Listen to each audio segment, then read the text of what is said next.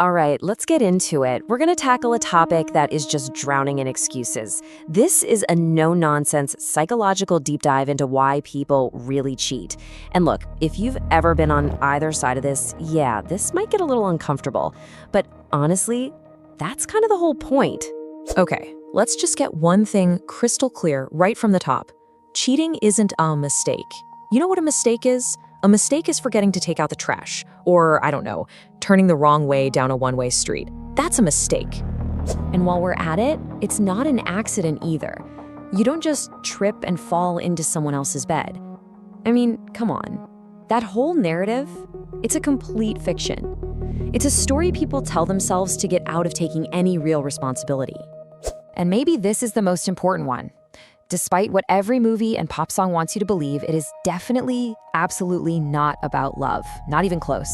In fact, it's usually about the total absence of something way more fundamental. So what is it about? Well, infidelity is a symptom. It's a massive red flag for a failure of emotional maturity, a serious lack of impulse control, and honestly, a deep deficit in self-respect.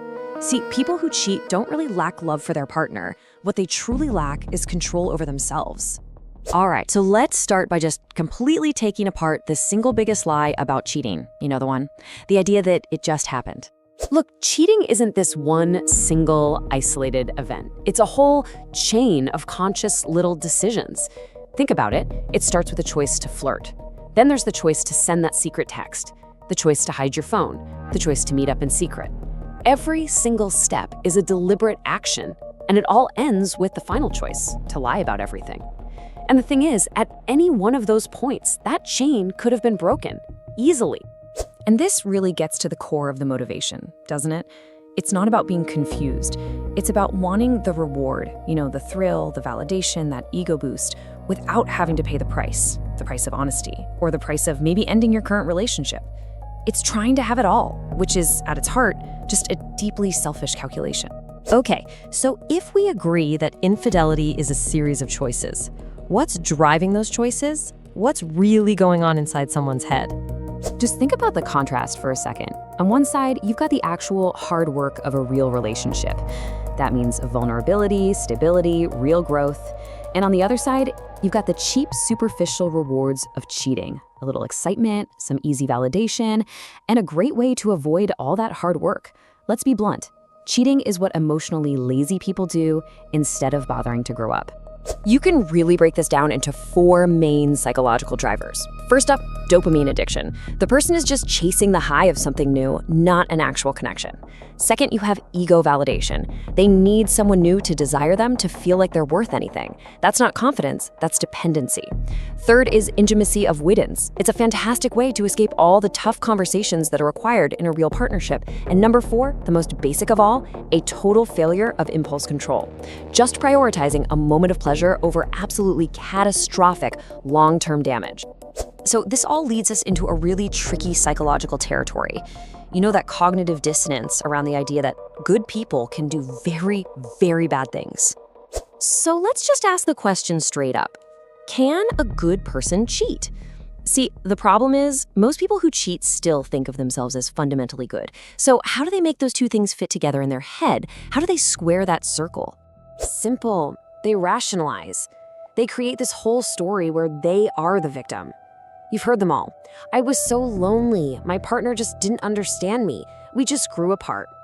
All of these are just attempts to shift the blame away from their own choices and onto the situation. It's all about protecting their self-image as a good person who was just, forced to do a bad thing.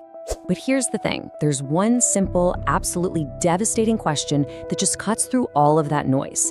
If it really didn't mean anything, then why did you hide it? The secrecy, that is the admission. That's the proof you knew deep down that it was wrong. Okay, so let's talk about the real damage that's done.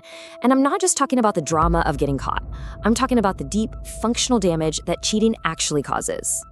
Well, first, the obvious one. It completely obliterates trust. But there's something more subtle happening too. It actually starts to rewire the cheater's own brain. Deception becomes a habit, a tool they use to manage their reality.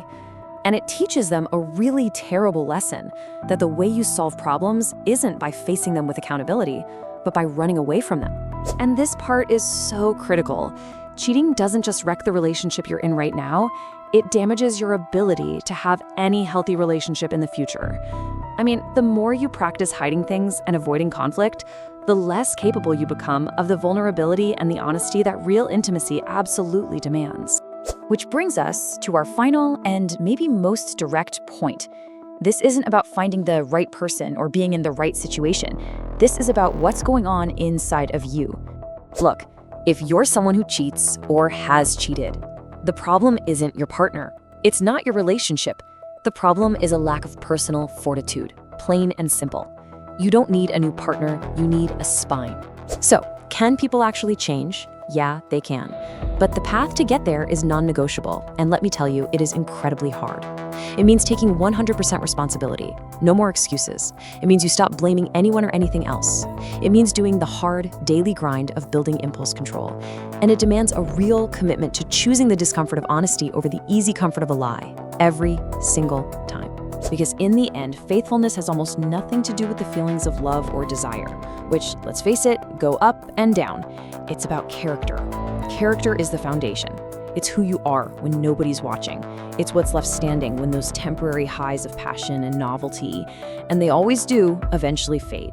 You know, right at the start I said this might get uncomfortable. And if it did, good. That's a good sign.